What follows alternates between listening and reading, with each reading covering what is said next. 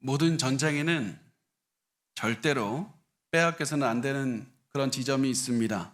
그리고 절대로 져서는 안 되는 전투가 있습니다. 모든 전투가 중요합니다. 그렇지만 그 어떠한 전투보다도 중요한 전투가 있습니다. 전력적으로 굉장히 중요하기 때문에 어떠한 희생을 치러서라도 반드시 지켜내야 되는 것이 있고 이겨내야 되는 전투가 있습니다. 그래서 전쟁 역사를 보면 군사적으로 엄청나게 강한 나라가 하나의 전투에서 패배한 뒤로 그 뒤로 몰락하는 것들을 수없이 바라볼 수 있게 됩니다.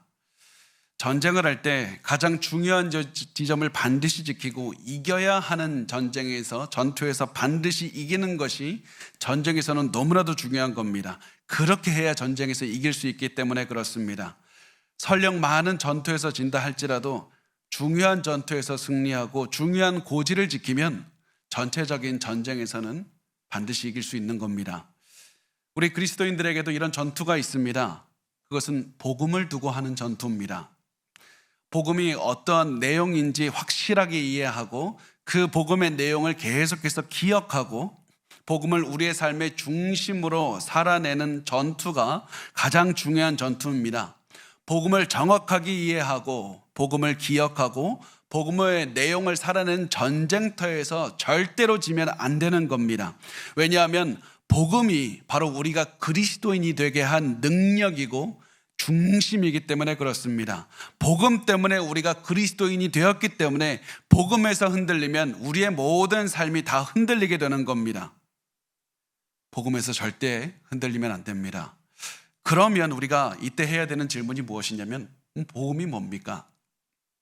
교회에 오면 계속 복음이라고 말을 하는데 도대체 복음이 뭡니까? 복음이란 간단하게 말하면 하나님이신 예수님께서 인간이 되어서 나를 대신해서 죽으셨다는 겁니다. 내가 죄를 지어서 구원을 얻을 수가 없었기 때문에 거룩하신 하나님께 다가갈 수가 없습니다. 구원을 얻을 수가 없습니다. 아무리 선하게 살려고 해도 살아갈 수가 없습니다. 그래서 이 죄의 문제를 해결하기 위해서 하나님이신 예수님께서 인간이 되어서 이 땅에 태어났습니다. 그리고 죄 없는 인생을 계속해서 살아가시다가 모든 유혹을 이겨내시다가 나를 대신해서 십자가에서 죽으신 겁니다.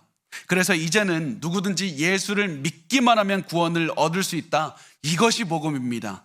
인종이나 성별이나 나이나 상관없이 예수를 믿기만 하면 구원을 얻을 수 있는 겁니다. 구원을 얻을 자격이 없는 사람들이 믿기만 하면 구원을 얻기 때문에 이것을 우리가 은혜라고 부르는 겁니다. 은혜는 선물을 받을 자격이 없는 사람들이 선물을 받는 것, 이것이 은혜입니다. 그래서 복음의 중심에는 은혜가 있는 것이고 복음과 은혜는 서로 뗄래야 뗄 수가 없는 관계가 되는 겁니다. 그리고 우리가 반드시 이겨야 되는 전투가 무엇이냐면 복음과 은혜를 우리 가슴속에 간직하는 겁니다.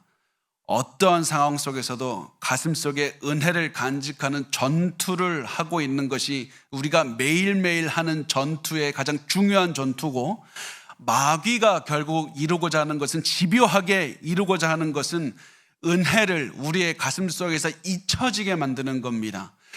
다른 것들로 많이 보일 겁니다. 환경의 어려움이 보일 것이고 이 우리의 건강의 어려움, 많은 사람의 어려움처럼 보일 겁니다.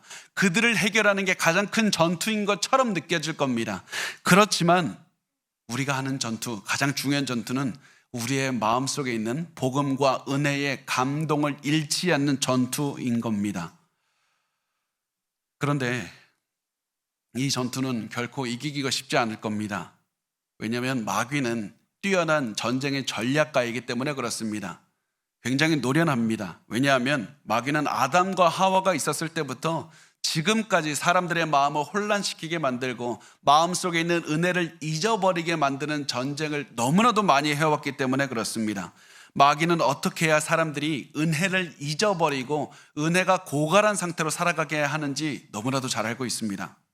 마귀가 잘 쓰는 전략 중에 하나가 무엇이냐면 중요하지 않은 전투를 중요하게 만드는 겁니다. 중요하지 않은데 중요한 것처럼 느끼게 만드는 겁니다.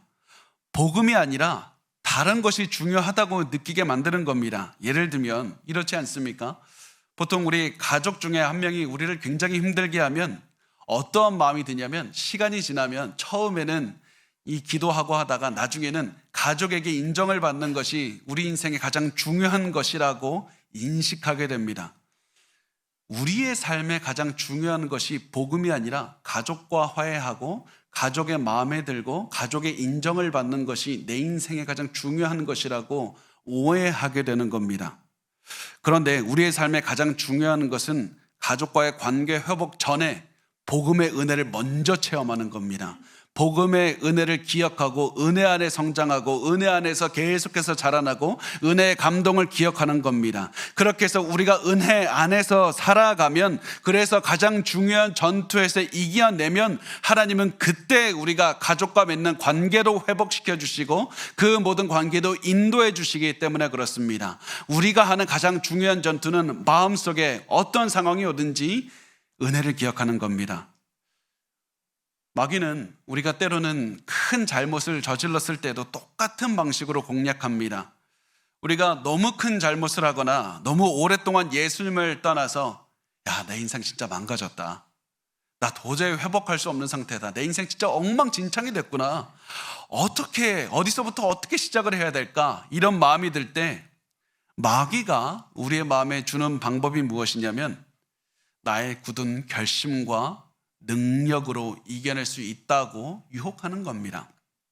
내가 최선을 다해서 노력하고 굳은 결심을 가지고 살아내면 앞으로 지금까지 지었던 죄를 똑같이 지지 않고 살아갈 수 있을 것이라고 생각하게 만들고 그 모든 생각에 나의 모든 것을 쏟아붓게 만드는 겁니다. 지금부터 더 열심히 살면 죄를 이길 수 있다. 지금부터 더 결심을 하면 너가 처한 인생의 문제를 해결할 수 있다고 말하는 겁니다. 그래서 더 굳은 결심을 가지고 살아가게 만듭니다. 은혜를 기억하는 것이 아니라 결심을 믿게 만들고 능력을 의지하게 만들어서 이겨낼 수 있다고 생각하게 하는 겁니다. 그래서 많은 성도들이 이 삶을 따라갑니다. 굳은 결심으로 살아갑니다. 그리고 굳은 결심을 따라서 살면 내가 승리한 것 같습니다. 왜냐하면 내 상황이 조금씩 변하고 있기 때문에 그렇습니다. 내가 전투에서 이긴 것 같습니다. 더 이상 내 인생 망가진 것 같지 않고 조금 변한 것 같아서 내가 이긴 것 같습니다. 그런데 실상은 내가 진 겁니다. 왜냐하면 내가 했어야 되는 가장 중요한 전투는 더 결심을 굳게 하고 노력하는 게 아니라 은혜를 기억하고 은혜 안에서 살아가는 것이었기 때문에 그렇습니다. 내가 큰 죄를 짓고 잘못을 해서 내 인생이 어디서부터 시작할지 몰랐을 때 그때 해야 되는 것은 내 모든 죄를 용서하시는 예수님을 기억하고 예수님의 은혜를 체험하고 그 은혜 안에서 예수님을 위해서 살아가는 그 전투에서 승리하는 것이었기 때문에 그렇습니다. 그래서 문제를 해결해야 될 때, 죄를 이겨내야 됐을 때 은혜에 돌아가지 않고 내 결단, 내 능력, 내 노력만 의지해서 내 상황을 바꾸고 있다면 내 눈앞의 문제는 해결했을지 몰라도 가장 중요한 전투는 진 겁니다. 은혜를 잊었기 때문입니다. 내 가슴속에 복음을 잊었기 때문입니다. 그래서 내가 내 굳은 결단을 가지고 문제를 해결했다고 말하면서 내가 이 전투 이겼다 이렇게 말하면서 기뻐하고 있을 때 마귀는 우리의 그 기뻐하는 모습을 보면서 이렇게 말할 겁니다. 아니, 내가 이겼다. 은혜와 상관없이 살게 하는 가장 중요한 전투에서 내가 이겼다. 마귀는 그렇게 기뻐할 겁니다. 여러분, 우리가 가장 중요한 전투에서 이겨야 됩니다. 그 어떠한 상황에서도 은혜를 기억하셔야만 됩니다. 우리가 가지고 있는 유일한 능력이 은혜의 복음이라는 사실을 기억하셔야만 됩니다. 복음이 능력이고 은혜가 능력인 겁니다. 결단과 노력이 아니라 복음과 은혜가 능력인 겁니다. 그래서 우리가 어떤 상황에서든지 어떻게 해서든지 복음을 기억하고 은혜를 붙잡는 전투에서 승리하셔야만 됩니다. 문제가 왔을 때, 큰 어려움이 왔을 때, 사람 힘들게 할 때, 나에게 상처가 올 때, 도저히 이겨낼 수 없는 어려움이 찾아올 때 그때 기억하셔야만 됩니다. 매일 아침에 일어날 때마다 은혜를 기억하셔야 되고 하루 종일 은혜를 체험해야만 되고 내가 매일매일 은혜 안에서 살아가야 된다는 겁니다. 여러분, 절대로 은혜를 놓쳐서는 안 됩니다. 이것이 우리가 해야 되는 가장 중요한 전투이기 때문에 그렇습니다. 이 전투에서 지면 우리는 나머지 모든 전투에서도 패하게 될 것이기 때문에 그렇습니다. 그리고 저는 우리 시대 많은 성도들이 이 은혜와 상관없이 살기 때문에 인생에 많은 문제를 겪고 있다고 확신합니다. 이 시대를 보면 많은 성도들이 복음에 대해서 듣고 싶어 하지 않습니다. 복음을 이해하고 싶어 하지도 않습니다. 교리, 은혜, 이런 조금만 어려운 말이 나오면 그냥 고개를 돌리고 듣고 싶어 하지 않습니다. 사람들은 당장에 나를 위로해 주는 그런 말을 찾습니다. 심리학, 철학, 처세술 이런 얘기들로 강단은 가득 차 있습니다. 그래서 사람들이 이런 얘기를 듣고 싶어하고 딱딱한 성경의 얘기, 교리 얘기가 나오면 고개를 돌립니다. 저는 이런 영향이 요즘에 유튜브 때문에 더 심해졌다고 생각을 합니다. 유튜브에 나오는 더 자극적인 영상들, 이런 것에 우리가 자꾸 시선을 빼앗기다 보니까 설교도 뭔가 더 깊이 이해해야 되는 것이 아니라 잠깐 별 생각 안 해도 이해할 수 있는 그런 아주 가벼운 말씀만을 사람들이 원하게 되는 겁니다. 그리고 이런 이유 때문에 사람들은 죽어가고 있다는 사실을 잘 모릅니다. 우리가 가진 유일한 능력이 복음이고 은혜인데 복음과 은혜를 이해하지 못하고 복음과 은혜와 상관없이 살아가니까 자꾸 세상에 무너지는 겁니다. 자꾸 지는 겁니다. 그래서 우리가 무너질 때마다, 어려움을 겪을 때마다, 아침에 일어날 때마다 기억해야 되는 것은 은혜를 반드시 붙잡아야 된다는 겁니다. 은혜를 기억하는 전투에서 무너지면 우리는 가장 중요한 전투에서 패하는 것이기 때문에 그렇습니다.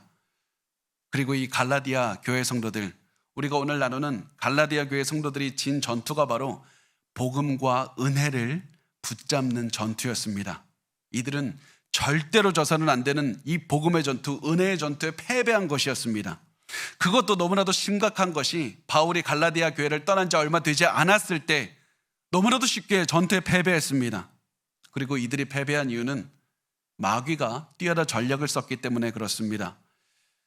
바울이 떠난 후에 갈라디아 교회에 몇 명의 사람들이 찾아왔습니다. 그리고 이 잘못된 성경 교사들은 바울과는 조금 다른 이야기를 하기 시작합니다. 바울과 전혀 다른 얘기를 한 게 아니라 바울과 조금 다른 얘기를 합니다. 바울이 복음을 믿으라고 했기 때문에 복음도 믿어야 된다. 근데 그게 전부가 아니야. 할례도 해야 돼.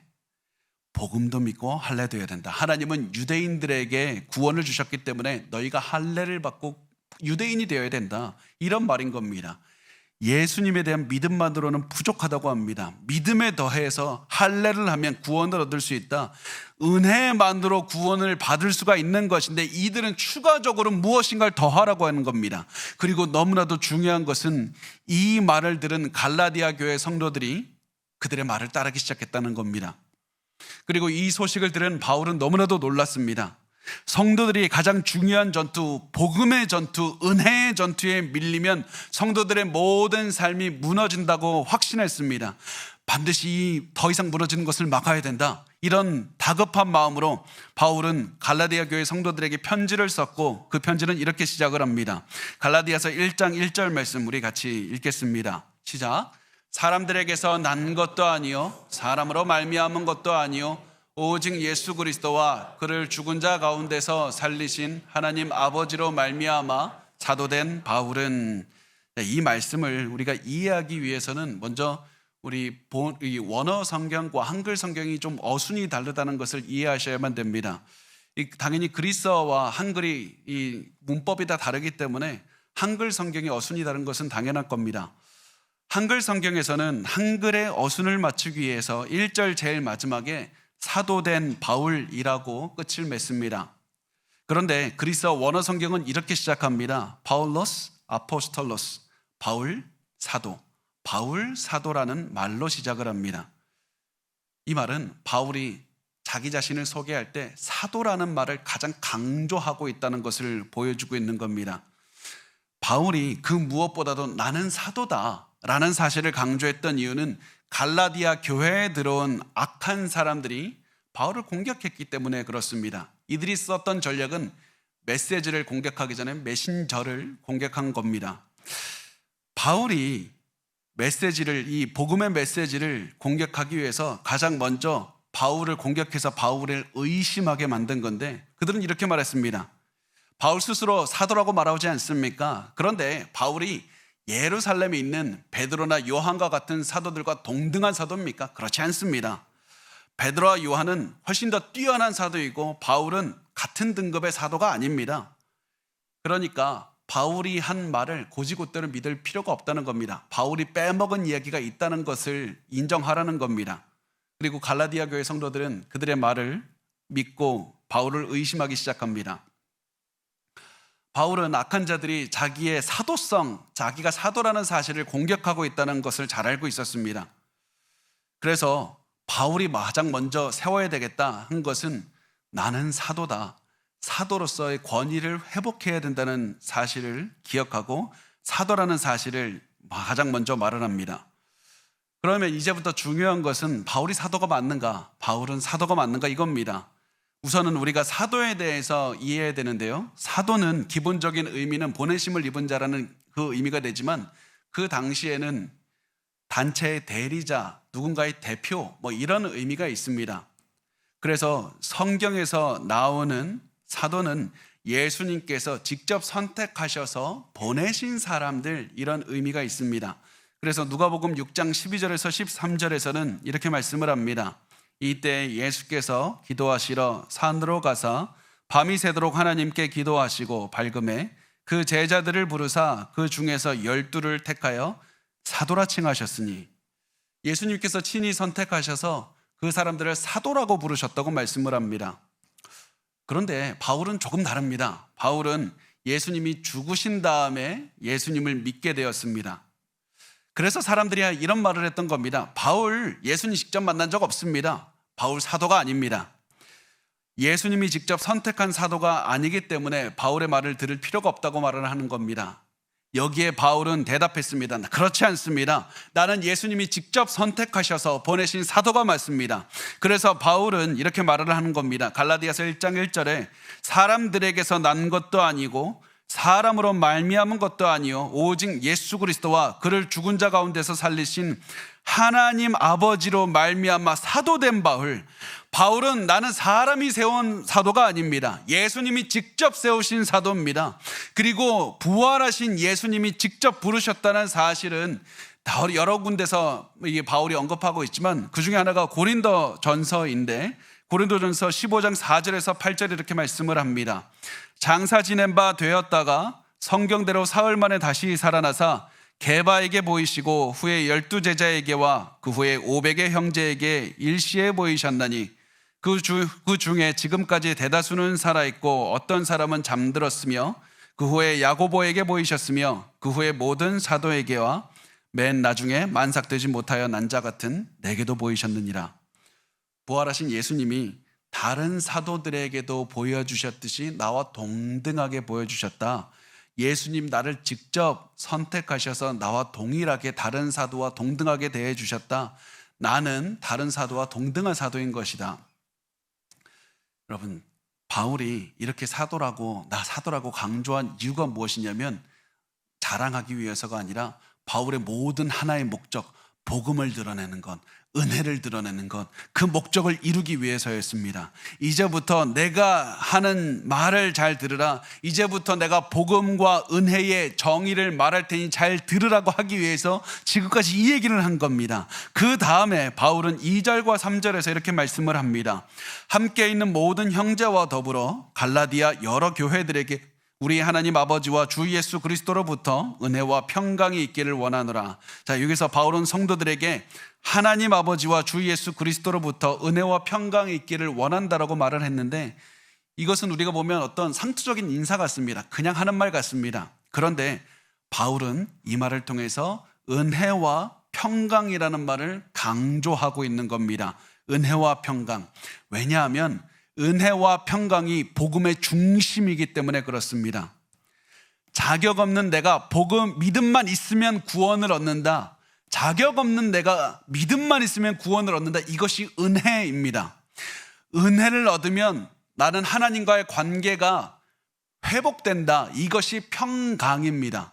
하나님과의 관계가 회복되는 것이 평강 샬롬입니다. 그리고 하나님과의 관계가 회복되면 내 마음에 있는 평화가 찾아오게 됩니다. 그래서 은혜와 평강은 기독교의 중심인 겁니다. 복음의 중심인 겁니다. 바울은 갈라디아 성도들이 잃어버린 은혜와 평강이 너희 가운데 가득하기를 바란다. 은혜와 평강이 가득하기를 바란다면서 복음을 다시 한번 강조했던 겁니다. 그 다음에 바울은 이제 다시 한번 직접적으로 복음에 대해서 말을 하기 시작합니다. 4절과 5절 말씀 우리 같이 읽겠습니다. 시작. 그리스도께서 하나님 곧 우리 아버지의 뜻을 따라 이 악한 세대에서 우리를 건지시려고 우리 죄를 대속하기 위하여 자기 몸을 주셨으니 영광이 그에게 세세토록 있을지어다. 아멘. 이 부분에서 바울이 강조하는 것은 예수님이 일부러 우리를 위해서 죽으셨다는 겁니다. 실수로 죽으신 것이 아닙니다. 우연히 죽으신 것이 아닙니다. 죽기 싫었는데 억지로 죽은 것도 아닙니다. 하나님이신 예수님께서 우리를 위해서, 우리 죄를 위해서 이 땅에 친히 오셨고 우리를 위해서 이 땅에서 기꺼이 고난을 당하시다가 우리를 위해서 십자가에서 죽으신 겁니다. 그렇게 해서 우리를 이 악한 세대에서 구원하셨다. 이 죄가 많은 세상에서 우리를 구원하셨다. 이것이 바로 복음인 것이고 이것이 바로 은혜인 것입니다. 그리고 너무 놀라운 것은 바울이 이 사실을 말하다 보니까 복음이 이 감격하게 되고 은혜의 감사가 넘치게 됩니다. 바울도 나 같은 사람도 용서해 주시고 구원해 주신 예수님의 은혜가 너무 고마웠습니다. 그래서 바울은 편지를 쓰다 말고 갑자기 찬양을 합니다.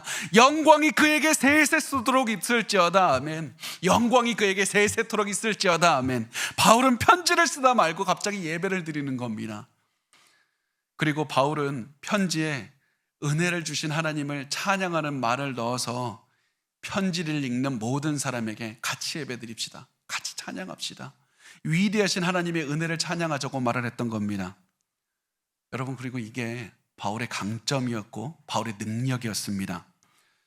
바울은 하나님의 은혜, 예수 그리스도의 복음을 단 한순간도 잊질 않았습니다. 은혜를 단 한순간도 당연하게 여기질 않았습니다. 바울은 은혜를 생각할 때마다 감사가 넘치는 인생을 살았습니다. 바울이 은혜의 감격을 가슴에 품고 있었기 때문에 그 은혜의 감격 때문에 어떠한 고난에도 무너지지 않을 수가 있었던 겁니다. 바울이 자기 마음을 지킬 수 있는 유일한 능력은 복음에 대한 감격이었고 은혜를 생각할 때마다 찬양이 넘쳐나오는 이 마음이었습니다. 복음이 나를 살렸다는 감격이 바울을 지치지 않게 했습니다. 용기를 가지게 했습니다. 계속해서 사역을 할 수 있게 했습니다. 이 마음이 있었기 때문에 사람들이 배신하고 큰 고문을 당해도 상처받지 않고 기뻐하며 소망을 가질 수가 있었던 겁니다. 그리고 지금 여러분, 우리에게도 필요한 것이 바로 이 마음입니다. 우리에게 필요한 것은 어떠한 큰 능력이나 기적을 행하는 능력이 아니라 복음과 은혜에 감격하는 마음이 필요합니다. 복음을 생각할 때마다 찬양이 흘러넘치는 그 마음이 필요한 겁니다. 그 마음이 여러분을 승리하게 하는 겁니다. 그 마음의 전투에서 이기면 다른 모든 전투에서 이기는 겁니다.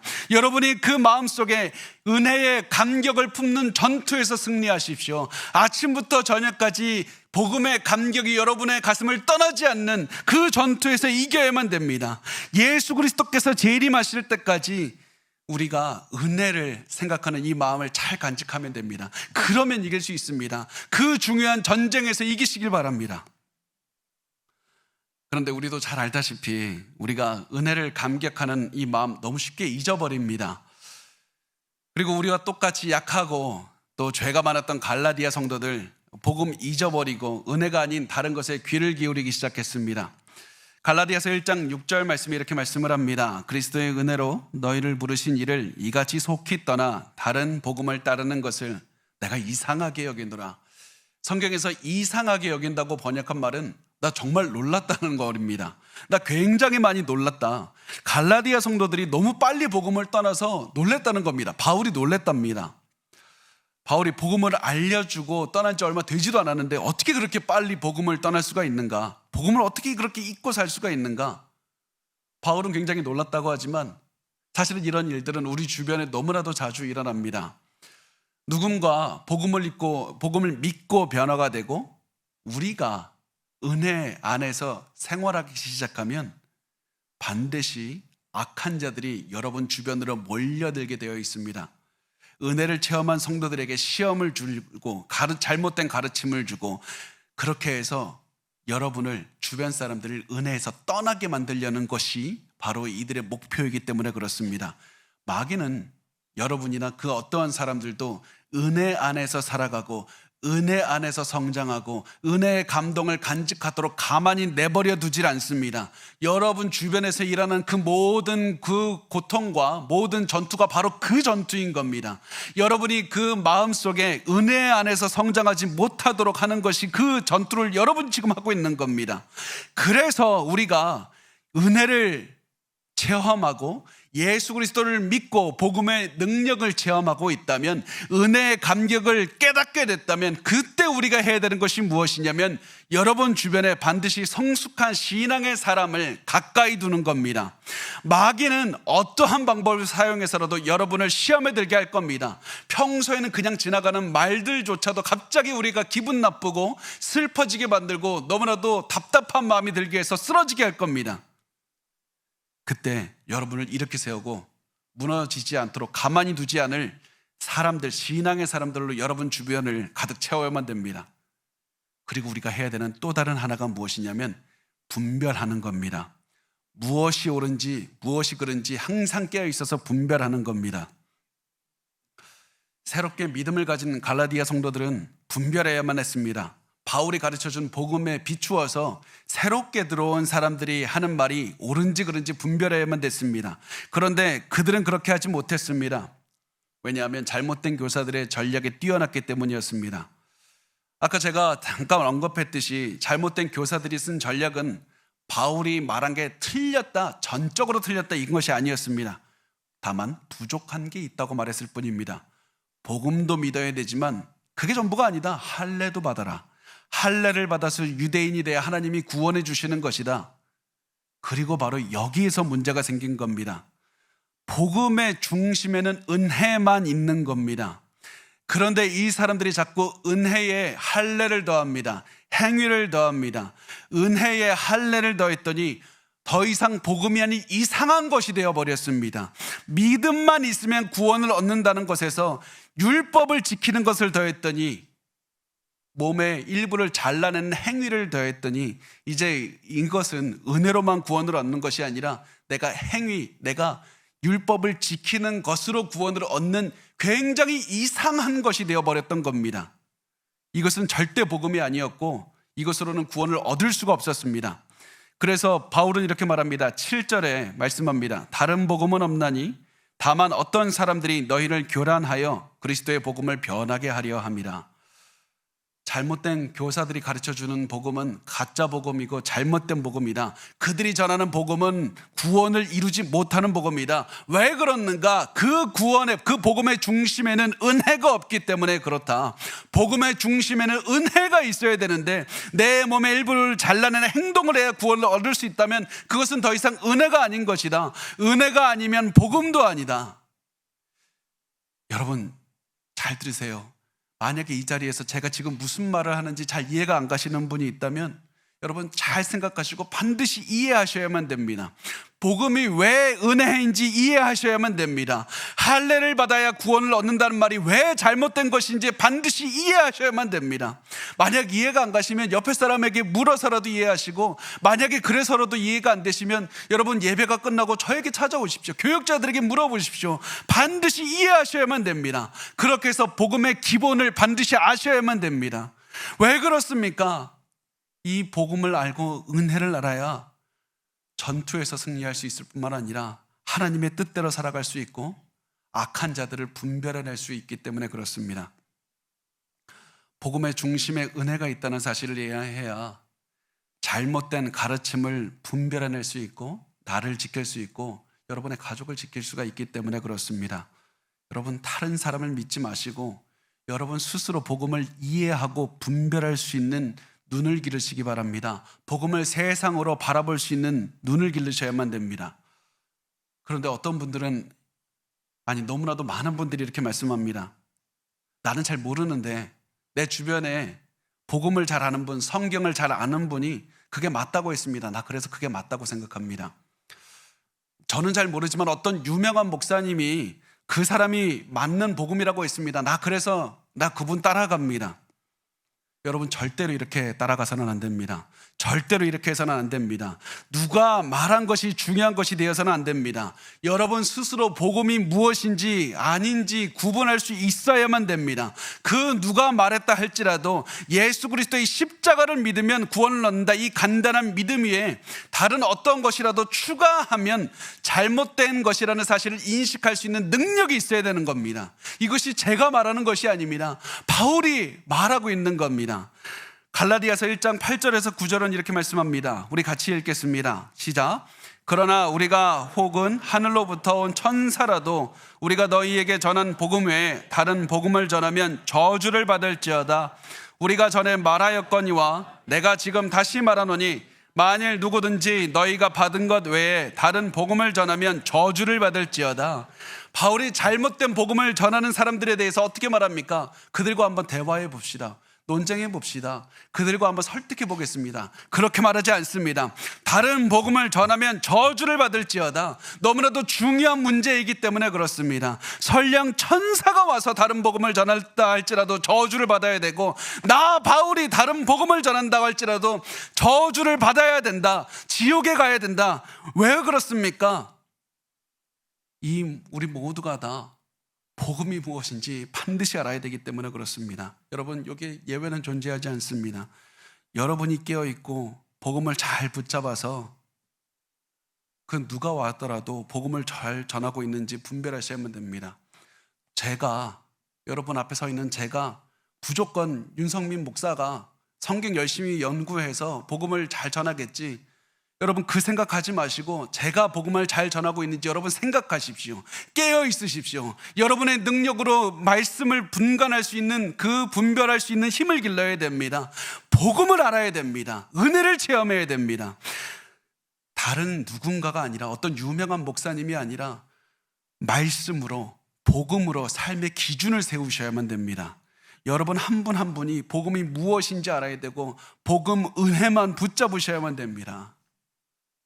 제발 간청합니다. 사람을 따라가지 마시고 말씀을 따라가시고 은혜를 따라가십시오. 19세기를 살았던 설교자 스펄전 목사님이 이렇게 말씀합니다. 두 손으로 단단히 붙잡아야 됩니다. 두 손에 힘이 빠지면 이빨로라도 붙잡아야 됩니다. 이빨에 힘이 빠지면 속눈썹을 사용해서라도 붙잡아야 됩니다. 여러분, 이런 각오로 복음을 기억해야 되는 겁니다. 은혜를 기억해야 되는 겁니다. 어떻게 해서든지 우리가 복음을 이해하고 은혜를 이해하고 그 복음과 은혜만 단단하게 붙잡고 있어야지 이겨내는 겁니다. 제가 이번 주에 너무나도 기분 좋은 일을 했는데, 그게 뭐냐면 제가 청소년부 여름성경학교에서 설교한 겁니다. 아주 어린 아이들 앞에서 설교하니까 또 남다른 그런 마음이 들었는데요. 제가 그때 이렇게 말을 했습니다. 여러분, 저는 이 자리에 있는 설교가 마지막이라는 마음으로 설교합니다. 그리고 저는 매번 설교할 때마다 이 설교가 마지막이라는 마음으로 설교합니다. 이렇게 말을 했습니다. 그러면서 제가 뭐라고 했냐면, 여러분, 내가 마지막이라는 말을 했더니 결국 내가 이 자리에서 하고 싶었던 설교가 무엇이 됐냐면 복음을 기억하라는 것이었습니다. 여러분, 청소년 여러분, 복음을 믿으라고 하면서 복음이 무엇인지 설명했습니다. 그리고 저는 오늘 그 똑같은 마음으로 이 자리에 섰습니다. 제가 오늘 설교를 준비하는데 동일하게 또 이런 마음이 들었습니다. 오늘 내가 이 자리에서 하는 설교가 마지막이라면 어떤 말을 하고 싶을까? 이 자리에서 설교하고 하나님께서 나를 데려가신다면 나 어떤 마음으로 어떤 설교를 해야 될까? 그 질문에 대한 답은 너무나도 명확했습니다. 여러분, 복음을 믿으십시오. 복음을 이해하십시오. 은혜를 기억하셔야 됩니다. 은혜를 붙잡으셔야만 됩니다. 그 누구도 믿지 말고 그 누구도 따라가지 말고 말씀만 따라가시고 복음만 따라가셔야만 됩니다. 하나님 말씀만 믿고 말씀만 따라가셔야만 됩니다. 아무리 유명한 사람이 와서 굉장한 지식과 화술로 말을 한다고 할지라도 그 사람은 정답이 아닙니다. 그 사람의 말을 믿지 말고 분별하셔야만 됩니다. 그 입에서 나온 말이 복음인지 은혜인지 아닌지 분별하셔야만 됩니다. 그래야 여러분이 살 수 있는 겁니다. 십자가 은혜가 여러분의 가슴 속에 있고 그걸로 분별할 수 있는 힘이 있어야 여러분 은혜만 붙잡고 살 수가 있는 겁니다. 그리고 이런 은혜만 붙잡고 살게 되면 우리 인생이 변하게 됩니다. 살아가는 모습이 변하게 됩니다.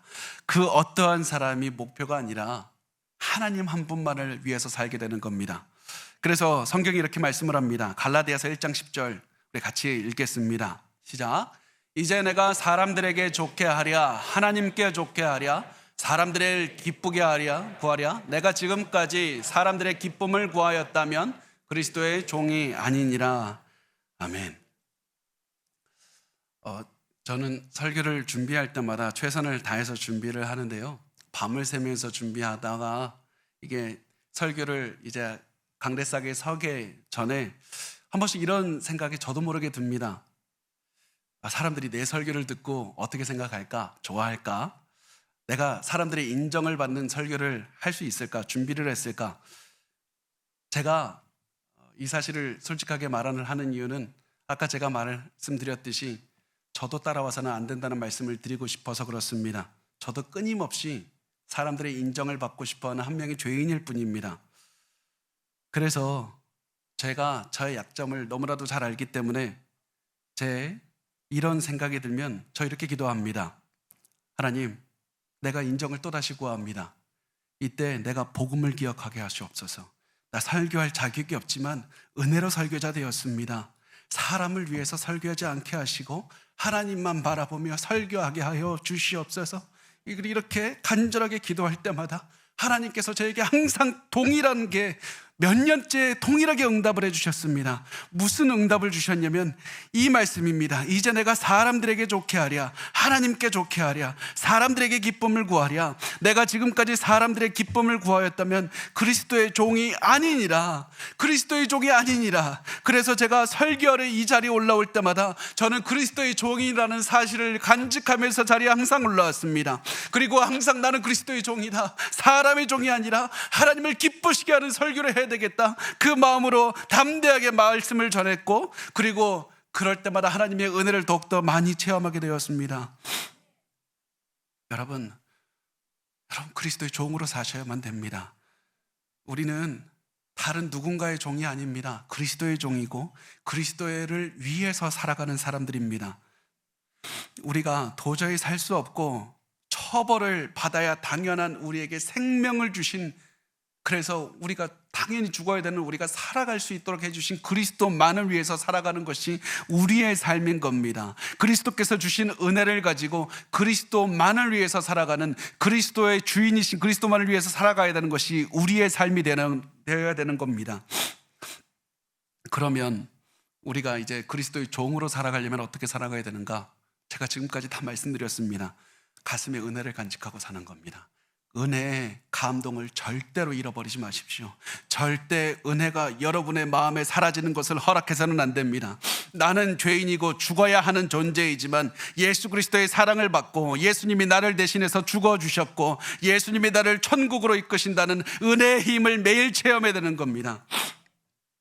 은혜를 체험하면 그거 아무것도 아닌 것 같은데요, 은혜를 체험하면 그때 살아갈 수 있는 힘이 생깁니다. 은혜를 체험하면 그때 용기가 생깁니다.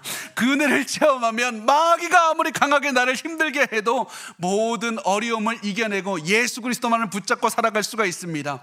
그래서 마귀가 여러분의 가슴 속에 있는 은혜의 감동을 꺼뜨리려고 하는 것이고 복음을 잊어버리게 하려는 것이고 복음의 내용을 이해하지 못하게 하는 겁니다. 우리가 매일매일 하는 전쟁은 복음을 기억하고 은혜의 감동을 기억하는 전쟁이라는 사실을 잊지 마셔야만 됩니다. 아무리 사람이 힘들게 하고 돈이 없고 몸이 아파도 상황이 어려워도 은혜를 기억하는 전투에서만은 승리하셔야만 됩니다. 이 전투에서 승리하면 나머지 전투는 다 이겨낼 수가 있습니다. 2017년에 제가 한 신생아의 사진을 본 적이 있는데요, 그 신생아는 생후 17일이 되었던, 17개월 말고 17일이 되었던 아이였는데 그 신생아가 병원 침대에 누워 있었고 그 아이의 몸에는 수많은 관이 꽂혀져 있었습니다. 그리고 이 아이의 어머니는 매일 아이를 살려달라고, 호흡이 있게 해달라고 매일 기도하고 있었는데 그분은 어느 날 이렇게 그 아이의 사진을 올려두면서 블로그에 이렇게 적었습니다.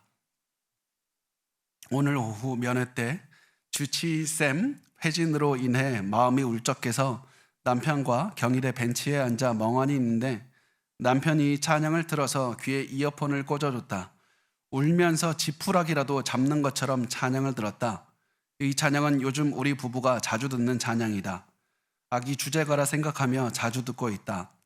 호흡마저도 다 주의 것이니.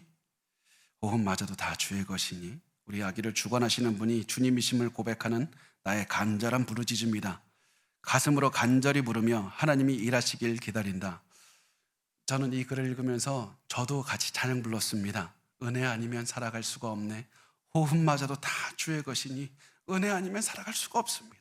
내가 지금까지 살아온 것이 다 은혜입니다. 여러분, 저는 여러분이 다 이 고백을 하기를 원합니다. 우리가 숨 쉬는 것 자체가 하나님의 은혜라는 고백을 하면서 살아가기를 원합니다. 우리가 살아있는 것 자체가 은혜인 겁니다. 우리는 은혜가 아니면 단 한순간도 살아갈 수가 없는 사람들인 겁니다. 내 모든 죄가 용서받은 이유가 복음의 은혜 때문이고 내가 오늘을 살아갈 수 있는 힘도 은혜에서 나오는 겁니다. 여러분, 이 사실을 기억하시고 마음에 복음의 은혜를 품고 살아가시길 바랍니다. 마음에 복음의 은혜가 감동이 넘쳐날 때 그때 우리는 하나님 한 분만을 위해서 살게 될 것이고, 그리고 우리는 모든 고난이나 어려움도 이겨내고